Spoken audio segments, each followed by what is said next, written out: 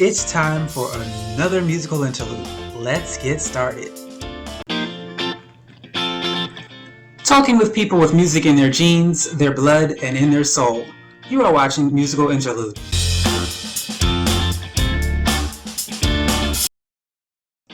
Hi, and welcome to another episode of Musical Interlude. I am your host, Casey Bell, and today we have Vandi Lynnae along with her collaborator, Bobbi Bye. Let's take a listen. So you're in the music business. When did you first realize you had a talent for music? Well, my mom likes to say that I was singing before I walked and that I just came out of the womb singing. I really always wanted to do music. I have done some other things, like in high school, I did cosmetology because my grandma was a cosmetologist, but I always wanted to do music. I always wanted to sing. I've played piano and taken lessons in piano since I was 5. And I started playing trumpet when I was 11. I started voice lessons when I was 12. I played a handful of other instruments through the years, and now I still play piano a lot and sing a lot as well. So I've always done music in some capacity really my whole life. When I was a little girl, I'd make up silly little songs for my Barbies to sing, and when I was 12, I wrote my first song. It was called Just Around the Corner. My aunt and uncle were songwriters growing up, and I actually have a cousin who's a professional drummer and works out of Nashville, Tennessee a lot. And so I had some connection to the music world growing up, and we had musicians around at family events like Brian McKnight. He's an R&B artist, and he was a good family friend with my aunt and uncle, and they worked together a lot. And so I remember his sons BJ and Nico would be at Thanksgivings with us, and my grandma actually is an artist. She's a painter. She also ran a kids clowning troupe in her town, so she was a professional artist as well. And my mom, she was a dancer and had worked with a Russian ballet guy and had run her own dance school. And so I was in an environment that really encouraged creative pursuits, and so I was very fortunate in that respect.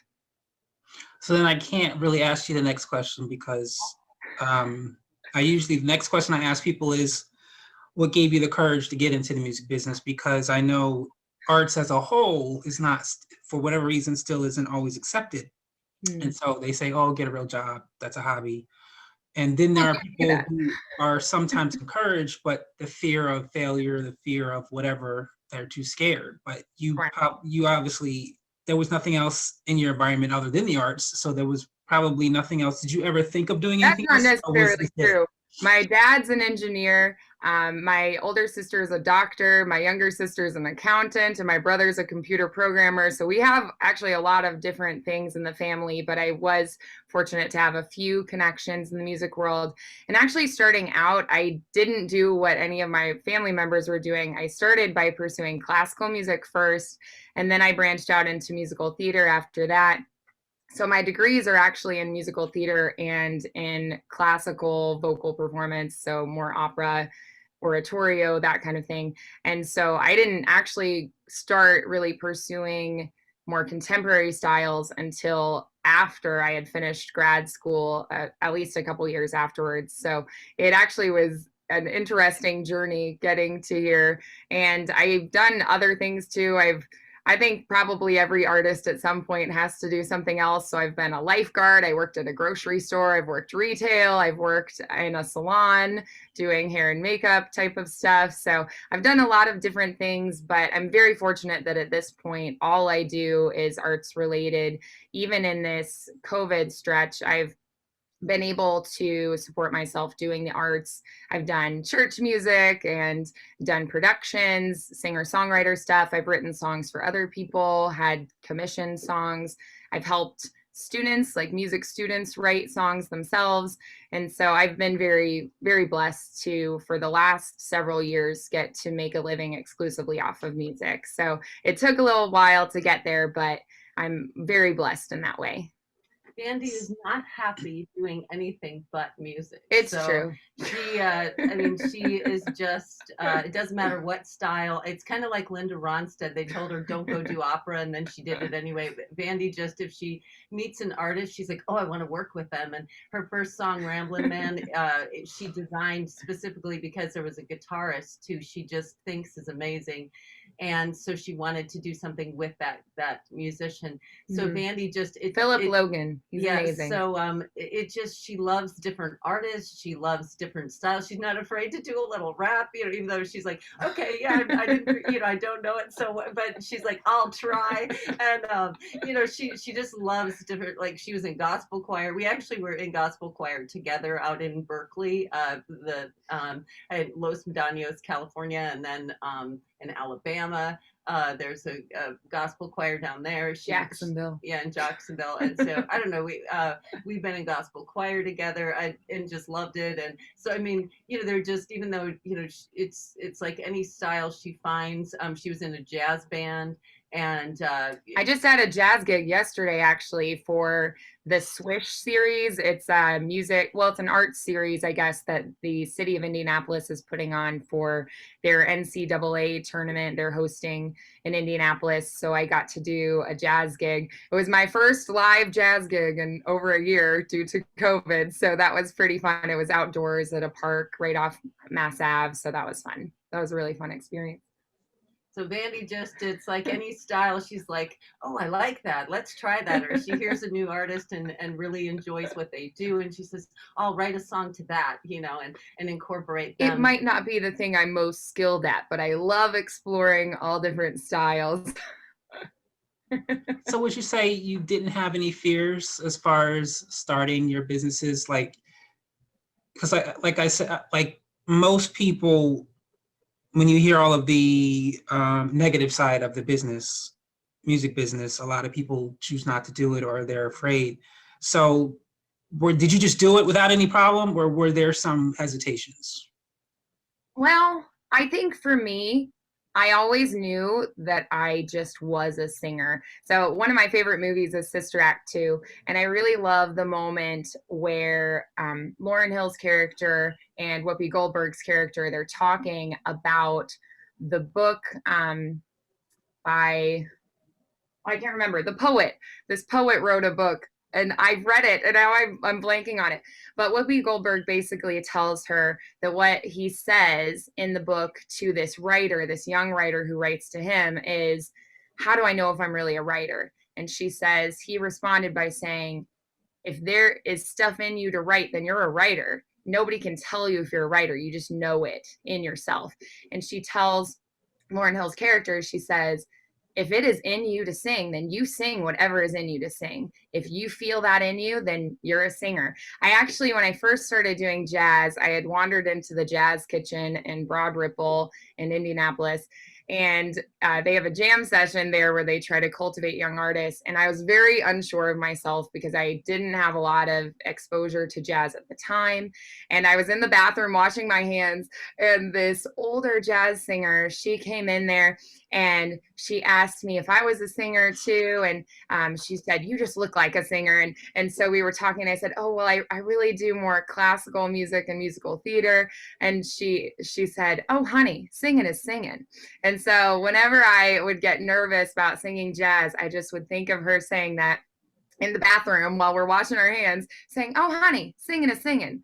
And she just said, if you're a singer, then you're a singer. You get on up there. And so I just really appreciated how just welcoming she was. And sometimes people can be really critical, especially in the academic world of music. I think people can get torn down a lot, and it can be really disheartening, especially if, say, you have vocal difficulties. I like to think of us as vocal athletes. So of course we're going to have injuries at some point. If you're a runner, you're going to sprain your ankle sometime, you're going to have issues. And so I think singers especially take to heart if they have a vocal issue or their voice is changing. And I think it's just so important to go back to who you know that you are. And I always knew that I was a singer. I knew it was in me. And at the end of the day, I have to go, some people are going to respond to the music that I write, and some people are not. Some people are really going to love it and it's going to speak to them and resonate with them. And some people are not. And that is okay. Some people will like my voice and some people will not. When I do opera, I sing really high, floaty, bouncy stuff or like sweeping high, like legato things. And my grandma Carol, the one who's a painter, she prefers more low belty kind of singing. And so it's not her favorite thing to hear me do. It's not her favorite thing. She fully supports me in doing music. She loves that I do music. And she always says, oh, you're the daughter my dad always wanted. And I'm like, oh, Grandma, I'm sure that he's proud of you too. You just did a different art form. But it's funny because I know that if I do classical music, it's not her favorite thing. She still supports me in it, but I know it's not her personal taste. And that's okay. And so I just have to say, I'm going to sing what is in me to sing. I'm going to share whatever I have to share and hope that it's a blessing to somebody. And if it blesses just one person, then it was worth sharing. But at the end of the day, I sing for me, not for anybody else. And that's something I tell my students too, because they can get really down on themselves and be like, oh, what if people don't like me? Or maybe their voice is changing as they're going through a physical change in life. And so they might be really harsh on themselves or say, oh, I wish I could sing like that person, but they have a different voice type. And I just tell all of them, at the end of the day, you sing for you. And your voice is your instrument, and you sing whatever is in you to sing. You don't push your voice to be different than what it is. You don't make yourself try to fit somebody else's mold. And I think that's one of the things that has helped me to keep a good perspective and keep myself on a good track as an artist, because I have never allowed anybody else to control me or dictate what I can and can't do. That's really true about Vandi. She has always rejected people who, like, if they try to make her force her voice into something painful or something that just she can feel that it's not right for her voice. And so that's one thing she's always done. But she's always sought out really, like Jeannie LaBetry was teaching teachers, and she went to her, a person in New York who's taught and trained teachers in belting and all of that. So she's gone and I've worked with Matt Edwards at the CCM school at she's Shenandoah. gotten training from good people. And I think you have to go, who am I? And get if it's not feeling right for your voice, you have to go and find someone who believes in your voice and who knows what to do with your voice. And I think that's why academia is really tough, because they tend to push you into, like, and I think that's changing. I think they're recognizing CCM is just as powerful and just as accepted and just as amazing as opera is. But the academia have tended to be kind of pushing people's voices into a sound or into a way they wanted it. And so now we know that by studying research that the vocal cords can do all the different styles, and that it can even be screamo done, music. Yeah, even screamo. Healthy, the fry actually can help your voice get it warmed up in the morning. So I think you just have to find. But Vandi, there's one thing to say. It isn't like she just. This hasn't been a struggle. She does teach lessons, and she has studied, and she's gone after it, and she did cosmetology in order to have a backup for being able to do your art. So I really, you're not sure it's going to be your career. Some people may just want to have their art to be free as their hobby, and then be an IT person in the day. And then, because that supports you, it gives you your stability. There are times when Vandi said, I don't know that I can keep doing this, because there's so much musicians have to do. You have to be flexible. She does do Sunday music to get, like she sings for that and gets an income, and she teaches, and she just did a jazz gig yesterday downtown for the Indie Arts Council. But you have to really have some go get it in you, and you have to want it, and you have to be willing to do varieties of things. And some people are like, ugh, this is a lot. And it can be exhausting at times. So being a musician is not an easy life. And the thing is, when she does music and she studies music, she just wants to study more. So I come alive. Yeah, and so I think you have to realize that like studying music form and studying piano and studying guitar, like I'm more the guitarist, but I mean, you have to want to study, and you have to want to do it consistently. And Vandi is amazing at, she can sit down, like now, because she knows music forms so well, she formulates everything, but when she sits down to write a song, she writes the whole thing. And she sings it, and she will like, she can go into the studio and just sing through the entire song one time, two times, three times, and we've got her. I've her learned that's tracks laid. weird. Other Yeah. people tend to record chunks, and I tend to just like practice it, go in and sing it like it's live, and then I'm done. So and she'll do apparently that with her, that's a little unusual. she does that with her piano. And when I went and did my guitar, I was like, nope, we're doing the whole thing. I was like, okay. You know? So one Well, like, they originally did it that way, but once they came up with the new way of recording, people do it that way anymore. But I always thought, if you just pretend there's an audience, you can't, you know, when you're on stage, you don't go, oh, sorry, let's start over. You got to do it all the way through. So if you just pretend there's an audience and it's alive, it shouldn't be a problem. But a question I had that I just came to me as you were talking. So did you ever get a chance to go on stage in an opera or a musical? I have, yes. So I've actually had the privilege of performing opera, musical theater, live theater professionally. I've been paid to do those things in various formats. Probably my favorite experience with opera was when I got to go to Luxembourg and perform a German operetta for the Vianden International Music Festival. So that was in Luxembourg, which is right between Germany and France. So that was a really fun experience. We performed it in the beer cellar of a castle, as well as in an old silent theater that was converted into a live venue. So that was a really cool experience to do that. We also did chamber music and some oratorio. I got to sing a Handel.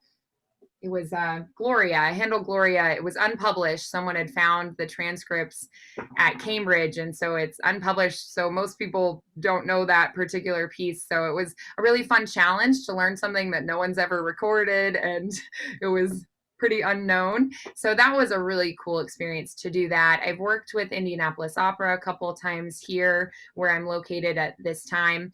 And so that's been a really cool project. I also helped to start the Indianapolis Opera Camp in the summertime for high school and college students. And our focus is mainly on helping students who've done more choral and group ensembles transition into being a solo singer. So it's not necessarily just in opera, it's actually in any style that we allow students to bring classical music, musical theater, contemporary styles. And so that's a really cool thing. We also allow them to sing with a chamber orchestra as well. It's a Baroque orchestra that they have the opportunity to perform with in that, which is a really cool thing that we do in that program. So I do a whole bunch of different things. I really love theatrical productions, which I feel like people can probably see a little bit of in my songs as well, because I love telling stories. I love having a story. So in my first song that I released with Philip Logan, Ramblin' Man, it's a story about this couple. They love each other, but the man has to leave. He has to follow his dream. And she's like, I can't hold you back. I can't keep you here. I have to let you go. I have to let you fly. But she's like, my heart goes with you. And she's saying, maybe I can come along. And so you're taken on this journey. You see this story unfolding. And I love bringing that component of theater into my songs, that sometimes it's just a moment, an isolated moment and an intense feeling, but most of my songs are a story unfolding. Actually, not this next one coming up. I have a song coming out tomorrow that is a little bit different, but the one coming out just after that, Just One Look, it's a story. It tells a story about a lady. She's living in New York. She feels really alone. She's in Brooklyn, and she goes to this like cafe bar, and she sees this guy, and she just is like dreaming of all the things that they could be, but she's kind of shy and she's scared to approach him. But she's like, oh, if he would just notice me, I know that we could be something great. And she's sort of like dreaming of this life they could have together. And so it's this story unfolding. And I love to do that. I love to bring a story in. Some of my songs are based on personal experience or experience of people that I know. A lot of them actually come from books or from movies or television shows that I'll be inspired by a story. And then I go, oh, I'd love to write a song about this. So I love to bring that storytelling component from that theatrical world that I'm also involved in into my singer-songwriter stuff. Awesome. So when you decided to go to recording, Yeah. Did you already know what to do, or did you have to learn as you go? Well, we still don't know all that we're supposed to be doing. We're working on it day by day. I mean, there are things we go and we go, oh, what's that? We were supposed to use that chord? Okay. Right. For a while, I didn't know how to use MIDI, so everything I did was live. And one guy that I was talking to about that, he said, oh, brag much? And I said, whoa, whoa, whoa, I am not bragging. I am telling you, I don't know what I'm doing. I need help. We're incompetent. We're learning. So I was going into the studio and just recording everything live because I didn't know how to do anything else. So that was a comment I kept getting, that people said, your music all sounds live.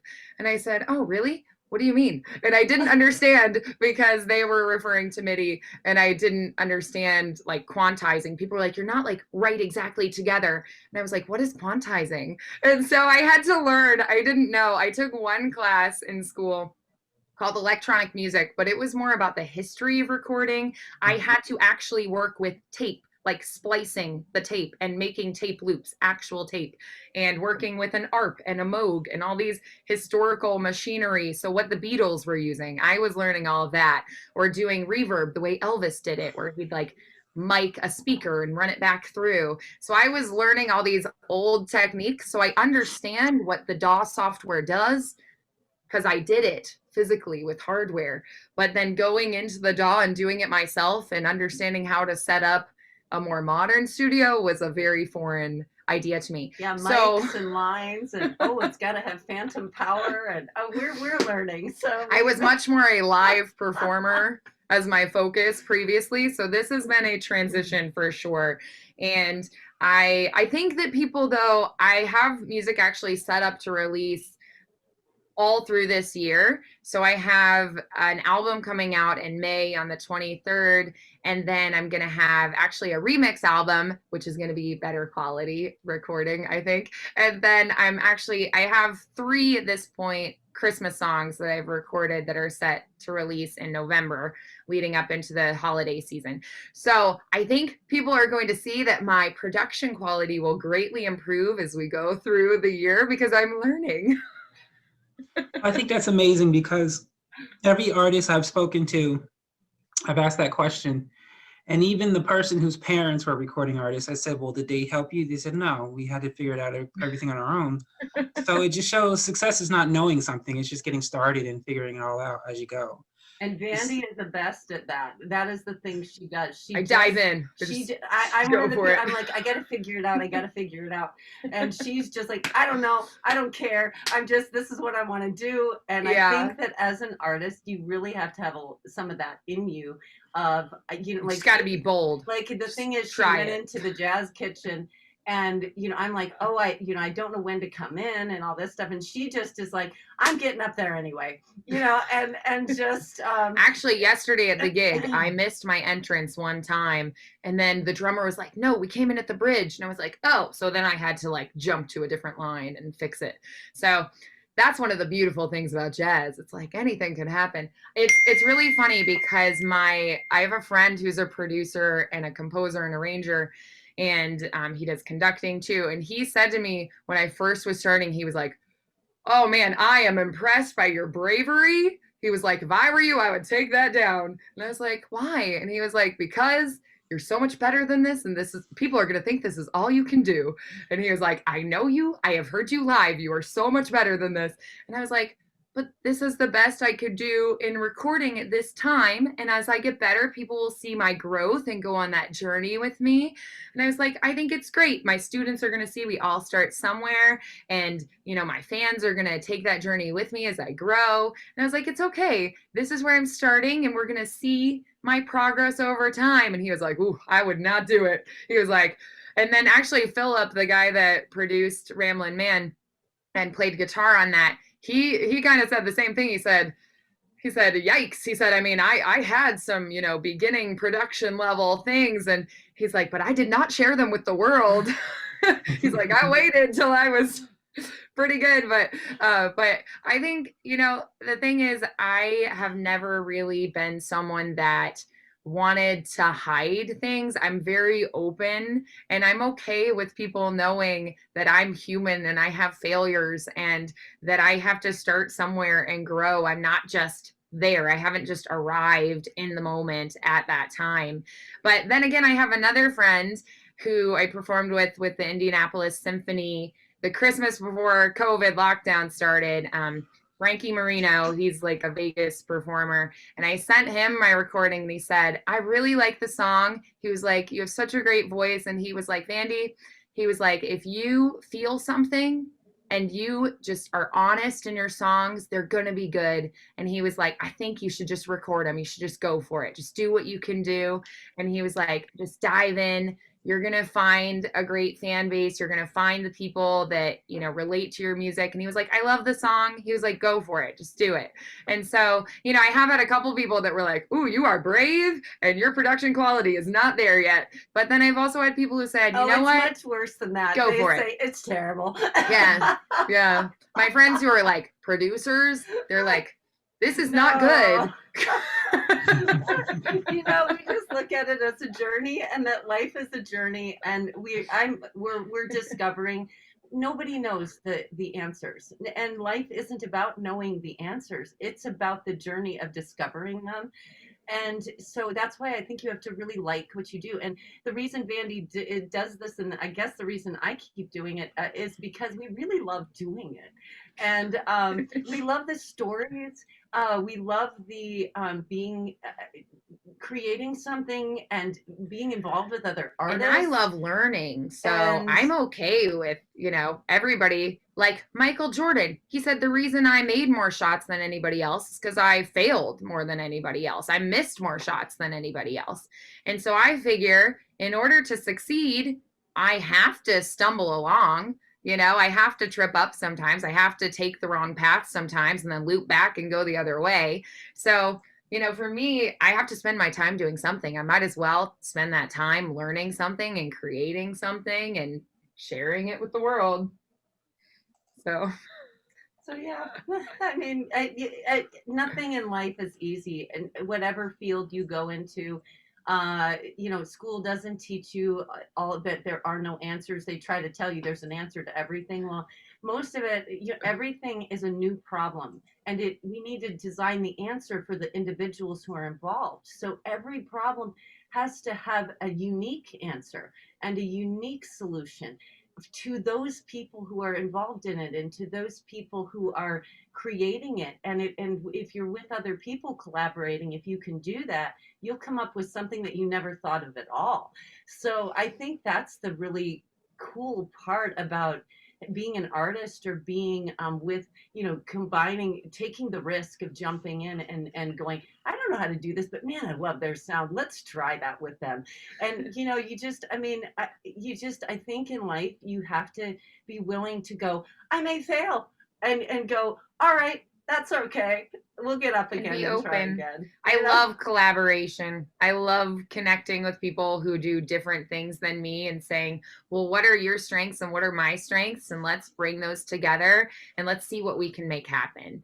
I think that's one of the most exciting, thrilling things about the arts in general. I love that concept of bringing all different art forms together and collaborating. Actually, Philip, who had done the guitar and production on Ramblin' Man, he and his wife, they're both in the arts. She's a dancer and he was a guitarist, and now he's a composer and producer as well. And so I actually, when we were in school together, saw them do a piece that he played guitar and then she had choreographed a dance to that piece. And it was such a beautiful thing to see that collaborative effort to bring two different art forms together and then share that in a public place, in a concert setting. It was a really cool thing. So I'm always looking for ways to bring different artists together to create something special. I think that's a really cool thing. And I think Indianapolis and Chicago, the Twin Cities, this region, I think does a lot of that experimental kind of work with the art, which is really cool. Yeah, their orchestras here will do contemporary combined with classical, and you know, they just experiment a lot, and they combine the arts into everyday life. Our, you know, like Carmel has all these statues on their city walk, and their parks are designed with artists and doing sculptures that you can climb on. I think the arts are actually part of life, which is a really cool thing, I think. Um, and just like yesterday, Vandi was jazz artists who've been playing for, oh, probably 40 years, played with her, the bass and the drums and piano. Bob Wilson and Fred Withrow, Sam Withrow, they're the 230 band. and So they they've played with been me playing in indie just for like 40 years. yeah, a long it was time. just so cool. The city sponsored it for the NCAA. They're doing all through the month. They're doing It's art not just music performances. either. They have all kinds of different artists that they're featuring through this month-long series, which is super cool to see the city supporting their artists like that. I think it's such a great community of people that want to support the arts, and you see that in their schools, you see that in their education. They want their kids growing up learning dance and art and music. They want to make it a part of life. And so that's one of the really beautiful things that we have in this city, which is super, super cool to see. It's not that you get paid a ton, but that they are supportive. And, you know, I mean, yeah, I mean, but it's, if you are a go-getter like Vandi and you, you know, like you teach, I am more in theater and then have just kind movement. And She's yeah, and more so movement too. so I've come into being a songwriter, like I'm official ASCAP. I didn't intend to do that. You know what I mean? But I roped her in. Yeah, so that was not something. I'd written songs earlier, but you know, I'd gone more the theater route. So we just kind of but yeah, my upcoming song "Hold the Rain," she co-wrote that with me, so it's pretty exciting. So talk about that. What is Hold the Rain? What is that about? Ooh, do you want to tell us what it's about? Well, Vandi, we had thought we'd get together and write this saucy little fun, you know, kind of comedic kind of song together. And I listened to the progression that was that she put together, and I said, "Oh my gosh!" I had already put together a lot of the instrumentation. So I was like, "No, it's got a lightness, but it's also got this melancholy, like loss in it." And you know, and she was going through a really bad time right then. She was in so much pain. She'd had an accident on a motorcycle, and her body, she'd had a concussion. The doctors didn't know that, and her nerves and nervous system was just had gone dormant, and so she was doing physical therapy, and she was in so much pain, and she just looked at me with these eyes of just like anger and upset because she was having trouble singing, like her vocal system that was wasn't the working. thing that made me very upset. And she was so upset, and I don't know, like I listened to that music and I just said, "I hold you and you hold me," and I don't know, it just really, I just felt so bad for her because I know how much she loves singing, and it's just her life. And I don't know, just those words came to me for the chorus and the way the progression was. And it was like, but it ended up being more of a love song between a couple. But anyway, so it just this, I hold you, you hold me. It, you know, became, you know, then we started doing more fun stuff with it. You never turn my head, but just like how we don't realize what we have in the moment, and how we have this beautiful thing, but we don't know it's beautiful, you know, and then we lose it. And it's like, and now I hold the rain, but I'm happy I had it, but I wish I'd understood what I had, you know, and so this song is just, it's like, it's not sad that they're gone, but I'm so happy and joyful that I had you, but I wish I'd understood. And thankful, you know? like thankful for that time that you had that person, and looking back on it so fondly and remembering those beautiful moments you had with them and going, and now I lost you. And now, you know, I used to hold you and now I hold the rain, is what it says. And so it's actually a really beautiful, I think, uplifting song. And it's not looking back in a bad way at all, or being angry, or it's like, I lost you and, you know, I didn't know to, you know, really appreciate you when you were right and there cherish with me. these moments of, and what we had was beautiful, you know, and Yeah. We leave it kind of open. You can decide can how decide you what lost that him. means. My Yeah. thought was like maybe he died, you know, or maybe, you know, for some reason she lost him. But looking back, it's really fond memories. And I think it was that I was looking at the loss that she was feeling at that time, and like, you know, like her voice has always just been this thing that's this been rock. there. It was my thing. Yeah. Like, and so Taylor Swift has a quote. She says, like, people have let me down, but music never has. And I felt that. I was like, people have let me down. My voice has never let me down. And then after that accident, I was like, my voice let me down. My voice betrayed me. It's like totally unreliable. I can't control it because of my head injury. I couldn't control what I was doing. And so my voice would like crack or wobble, or like it just was doing all these weird things. I had like spasms happening in my throat, and I was just like, what is happening? And so it was a very, very, very stressful, frustrating time for me. And the first time in my life that I ever was like, my voice has let me down. What is happening? And so, like, I know other people who are like, oh, singing is really hard for me, and it's been a struggle learning that. For me, singing, I was not naturally good at many things, but singing was the one thing that I was like, I am good at this. I know I am good at it. I have always been good at this. And then going through that experience was a very big struggle for me, and was just, I sort of had this mental crisis and like, oh my gosh, what if I have to do something else with my life? And it was a very stressful time.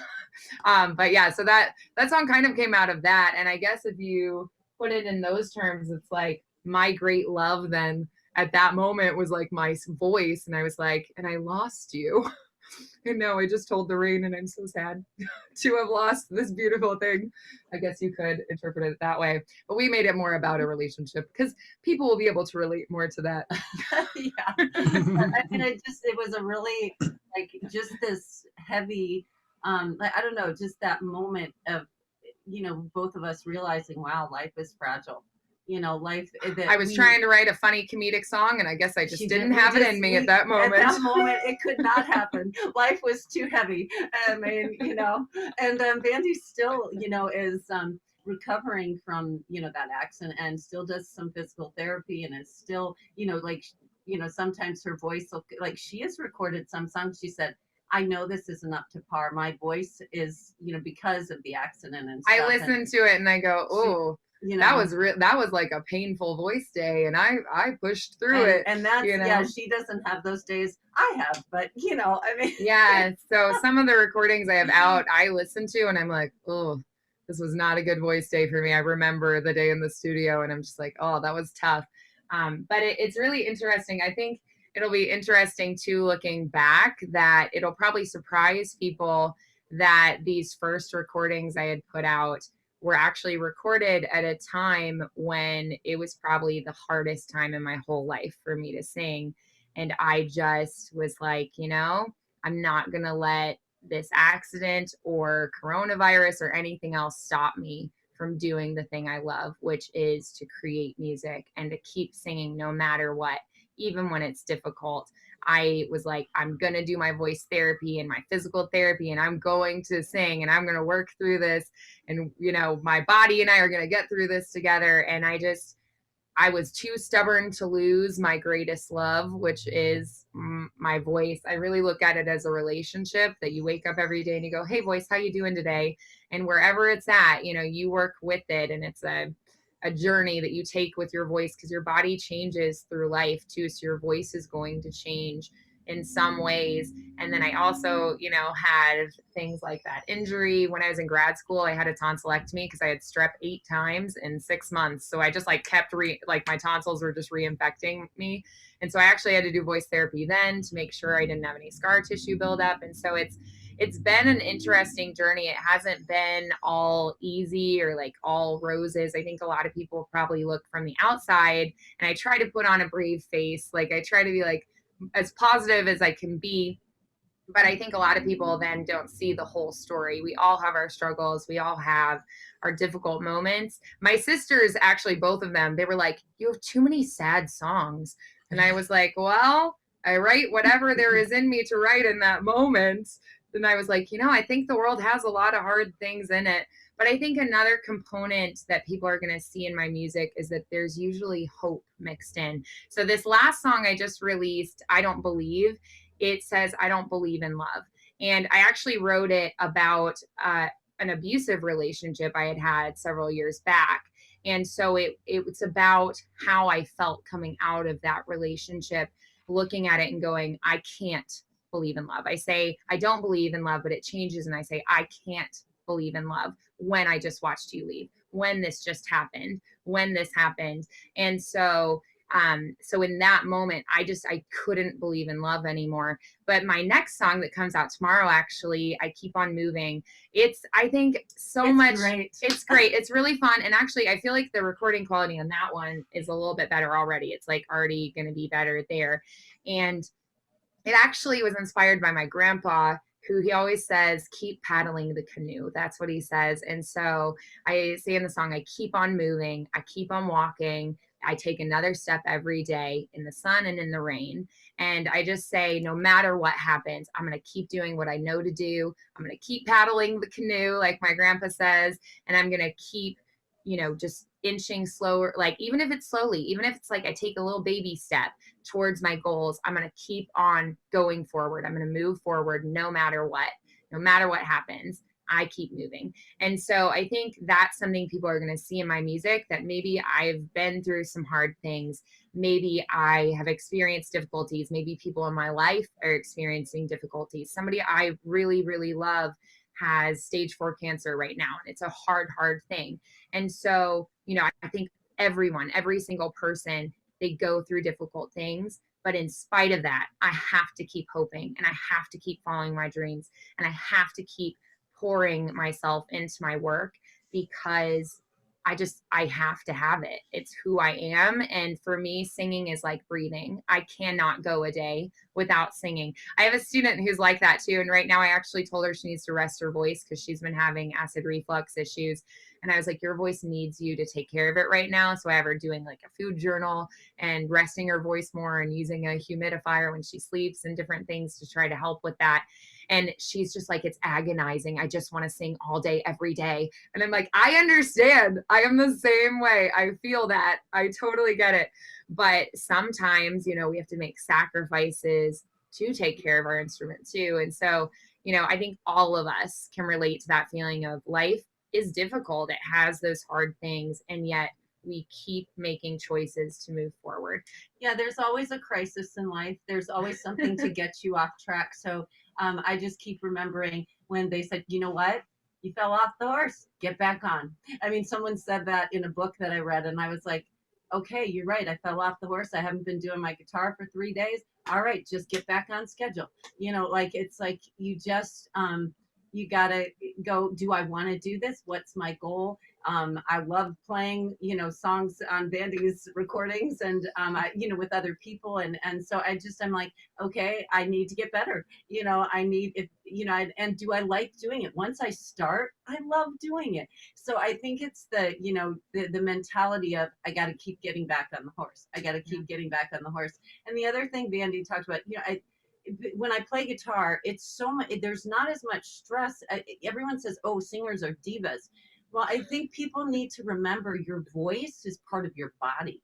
And your voice is not a guitar that, okay, if I've got it tuned, if I take it in and have the head set up properly, it's going to work. Every time I put my fingers in the right place, that fret's going to work. But your voice, like she said, it's a relationship. It's your person.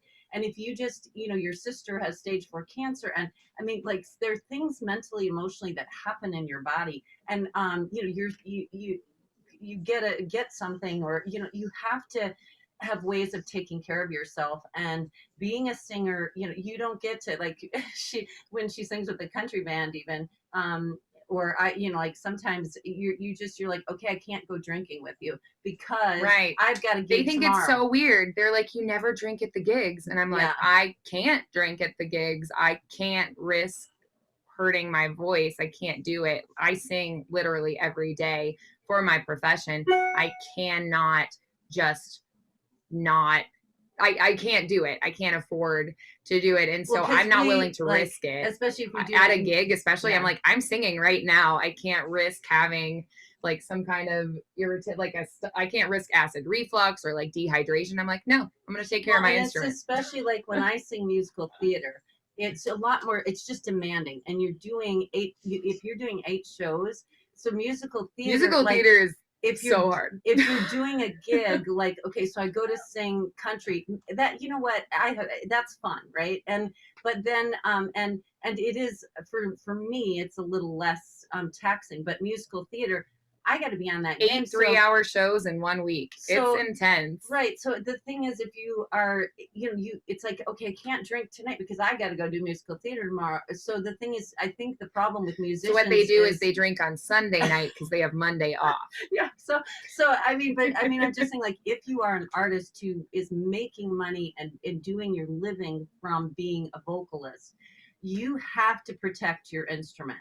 And you have to, and if you're doing if you're doing it full time, you are going to switch to different genres because you have to. So that's why it's just having a variety of skills definitely helps Right. get hired more. I am not a good guitarist. I'm a very terrible guitarist, like super terrible. I don't play guitar. So I have wonderful people like Bobby Bai and Kevin Nolan from Rude Music. He plays on a couple of my tracks. Blake Miller plays on a couple of my tracks too. So you'll hear lots of great guitarists featured because that's something I don't do. But who knows? I have a lot of life left, so I might learn. So my last question, even though the two of you do so well collaborating with each other, this is the fun question you might have to think about. The person you say does not actually have to be alive, and they do not have to be well known. But if there was someone out there, musician, musical producer, singer, whoever, that you can collaborate on a project, who would it be and why? Oh, man. Well, I love Judy Garland. I love Patsy Cline. Well, Pascal and Paul. Or Pasek. That's right. Pasek and Paul. I actually would really love for them to write a song for us together sometime. I'm actually friends with Justin Paul on Facebook. I could ask him. So yeah, I would find that fun, I guess. No, but there's so many people though. I love Black gospel. I was out in Los Medanos, California. There's a man there who runs, Mr. Henderson, who does the Berkeley choir, and there would be every kind of culture,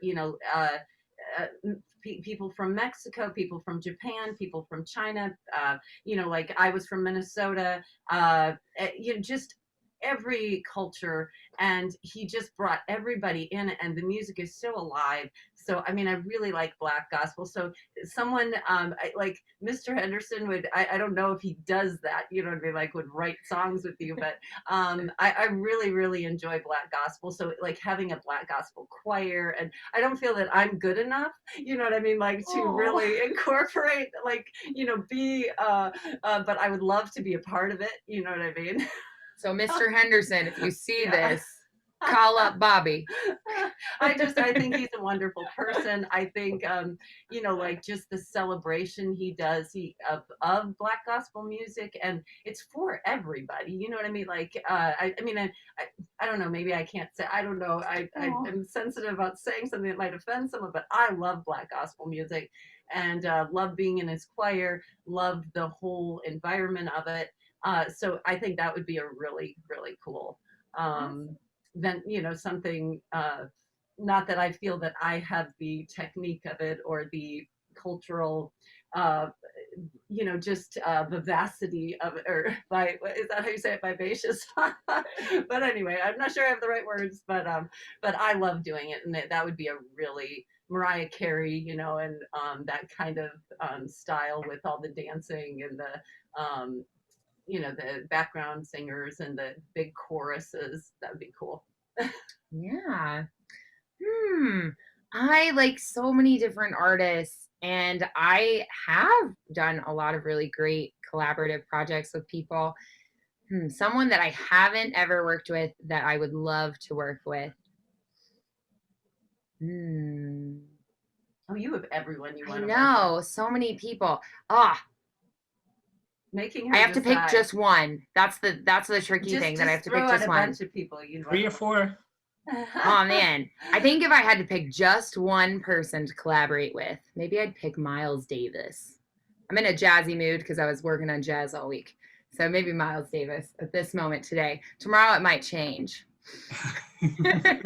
I love older groups. So I love the music from the 20s through the 80s, which I think people can hear in some of my music. Like This Love is Cosmic has this cool disco feel to it, which I love. I have another one coming out soon that has kind of an 80s vibe. And then another that's sort of like I don't know, a 70s Cary Grant credits rolling song kind of style that comes out in a few months. So I don't know, I love vintage styles. I love recording on like a remake of Frank Sinatra's microphone, things like that. I love vintage sounds. So I think I would pick probably people from before my lifetime. So I would probably pick people more in maybe I don't know, like people like the Supremes, I'd want to like do some throwback stuff.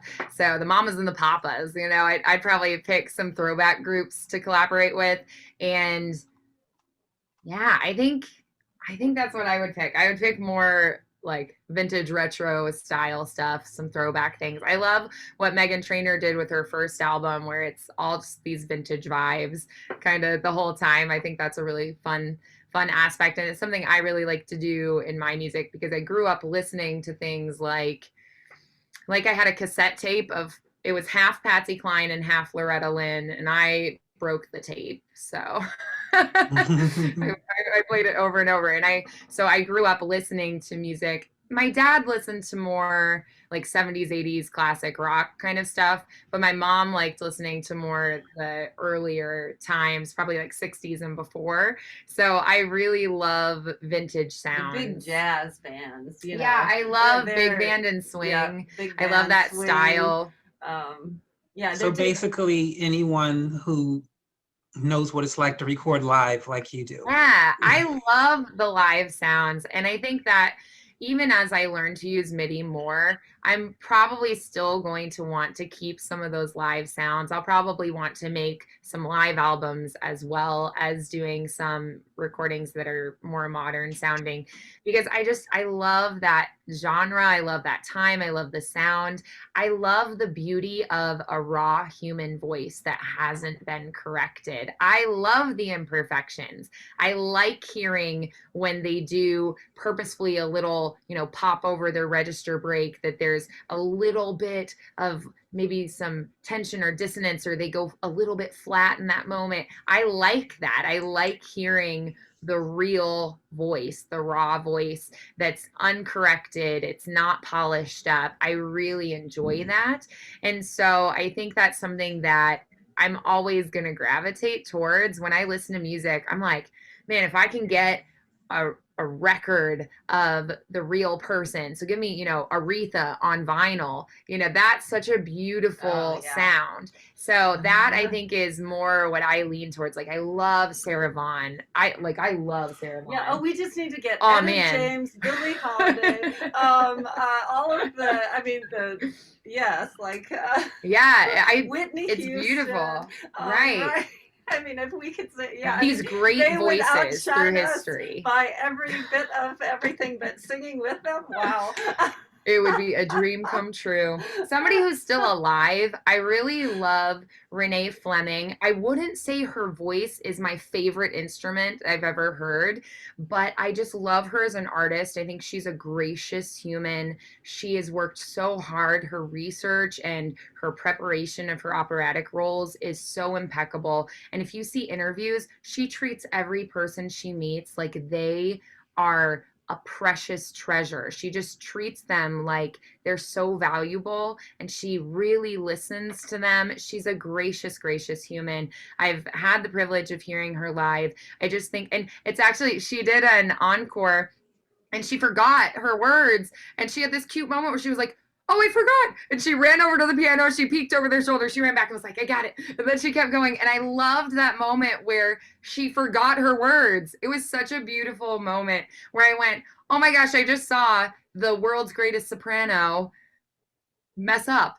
It was beautiful. It was a beautiful moment and a delightful moment. So I think if I picked a person who's still alive to collaborate with, it might be her, just because I really would love to meet her. I have so much respect for her as a person, and she really wanted to do jazz. She was doing jazz in New York, and someone told her, one of her voice teachers told her, if she wanted to be able to sing until she died, her whole life, she had to do opera or she'd lose her voice. And they were wrong, and they lied to her, and they misled her. So she did opera because of them. But she loves jazz, and now she does more like Streetcar Named Desire. She worked, actually Andre Previn wrote for her voice, and it has jazz elements within the opera, and she's doing a lot more like musical theater songs and jazz again. And so I just really respect the fact that she loved singing so much that she was willing to sacrifice doing the type of music she loved the most to be able to do it for her whole life and devote her whole life to it. But now she's actually getting back to what she loved the most.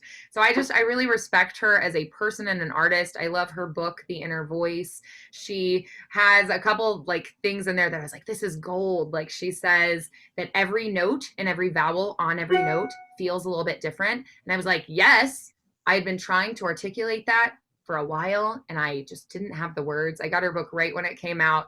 So I just really respect her as an artist, and I think it would be a real honor and privilege to get to work on something collaboratively with her, because I just think she's a fabulous human, a great person. So I think she's a beautiful, beautiful person. So I would love to work on something with her.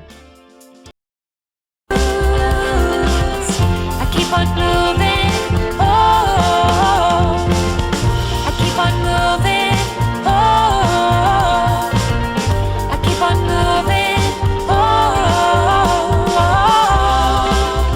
I keep on moving. Sometimes the people you love, they don't understand where you are or where you've been. The place you wanna belong might not be the right fit, no matter how hard you try to make it. Sometimes you gotta laugh, 'cause if you don't, you're gonna cry. Sometimes the thing you gotta do is just dance through the rain and don't ask why. Keep on moving, oh, keep on walking, so take another step every day, in the sun or in the pouring rain. Keep on going, oh, keep doing something, whatever you know to do, even if you're wrong and you lose. Keep on moving, oh, keep on moving, oh,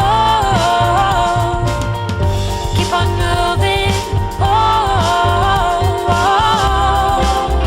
you keep on moving. I'll spread these broken wings and fly like an eagle that can't follow too